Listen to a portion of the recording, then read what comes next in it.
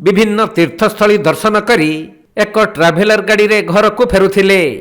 हेले बाटरे घटिला भयंकर दुर्घटना जो ट्राभेलर गाड़ीर ड्राइवर अवस्था संकटापन्न होइथवा बेले 7 जन यात्री गुरुतर आहत होइछंती।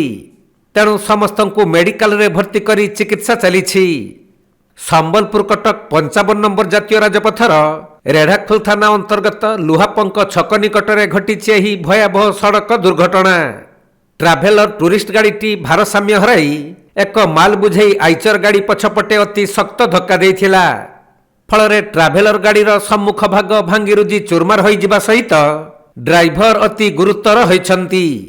तेणु तांकु प्रथमे रेढ़ाखोल मेडिकल रे भर्ती करा जाई परे आम्बुलेंस जुगे कटक स्थानांतरित करा जाइथिबा जଣା पड़िछि। सेपटे आहत होइथिबा 7 जन यात्रींक मध्यरु जणे यात्रींक मुंडरे गभीर आघात लागिथिबारु तांकु पुणी बुर्ला मेडिकल को स्थानांतरित करा जाइछि।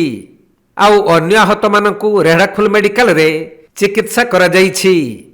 तबे पुरी जिला पिपिली अंचलर छोट बड़ मिसी समुदाय 19 जन यात्री एक ट्राभेलर गाड़ी जुगे पश्चिम ओडिशार विभिन्न तीर्थस्थली दर्शन करी घर को फेरुथवा बेले घटिथिला दुर्घटना।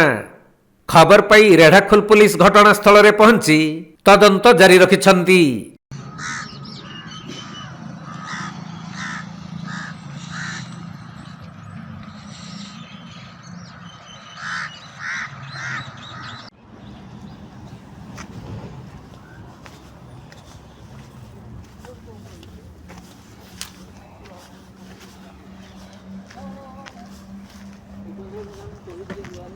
संबलपुर जिला रेढ़ाखोलू विनोद कुमार सेठी रिपोर्ट कोणार्क लाइव।